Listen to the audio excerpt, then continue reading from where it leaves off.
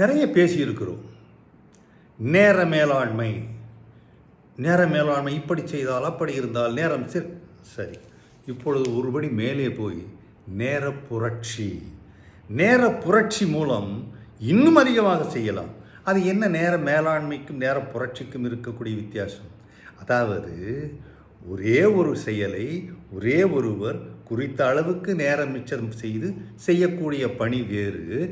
எல்லோரும் சேர்ந்து செய்யும் பொழுது சில விஷயங்களை வித்தியாசமாக, அதாவது இப்படித்தான் செய்ய வேண்டும் என்ற கட்டாயத்தில் இல்லாமல் மடமடவென்று செய்து முடிக்கிறார்கள் அல்லவா, அது நேர புரட்சிக்கு வழிவகுக்கும் என்று சொல்லுகிறார்கள். கடின முயற்சி மூலம் தவறான முறையில் செயல்களை செய்கிறார்கள். அதை தவிர்த்து விட்டாலே அதுவே ஒரு புரட்சி தானே. சரியான முறை, தவறான வேலையை செய்து கொண்டிருந்தவர்கள் சரியான முறையில் வேலைகளை செய்ய வந்து விட்டார்கள் என்னும் பொழுது அதுவே ஒரு புரட்சி தானே. அதுபோல புரட்சி என்றால் வித்தியாசமாக புதிதாக ஏதாவது செய்வது. அதை செய்யும் பொழுது நேரம் மிச்சமாகிறது. உதாரணமாக 15 முதல் 25 விழுக்காடுகள் வரை நம்மை நாமே தட்டி நெட்டி வெட்டி ஒட்டி பழுது நீக்கினால் பல வகையான வேலைகளிலும் நாம் சேமிக்கக்கூடிய நேரம் அதிகமாகும். தொழிற்புரட்சி என்று சொல்லுகிறார்களே, தொழிற்புரட்சியிலே என்ன புரட்சி இருந்தது? அதாவது உற்பத்தி முறைகளிலும் செயல்திறனிலும் மாற்றங்கள் வந்தன.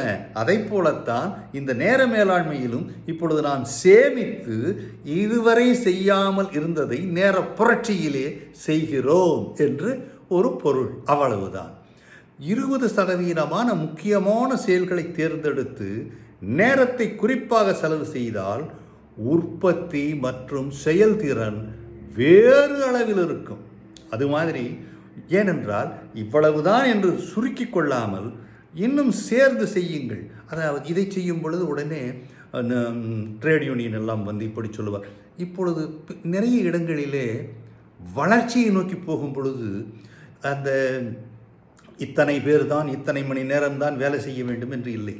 இப்பொழுது புதிய அளவில் வந்திருக்கக்கூடிய வங்கிகளை பார்த்தீர்கள் என்று சொன்னால் நேரம் இப்படித்தான் என்று இல்லை, அவர்கள் வேலை செய்கிறார்கள். அதற்கான ஊதியம் அவர்களுக்கு வழங்கப்படுகிறது. அவர்கள் சந்தோஷமாக திருப்தியாக இருக்கிறார்கள். அதுதான் நேர மேலாண்மை இல்லாமல் நேர புரட்சியில் விளைந்த இன்னொரு செயல்.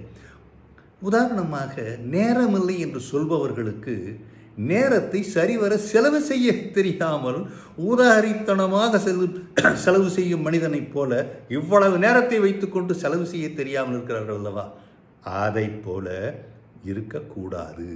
எப்படியும் எடுத்துவிட்டால் முடிந்துவிடும், அது தேவையில்லை. சரியாக செய்வோம். சரியா?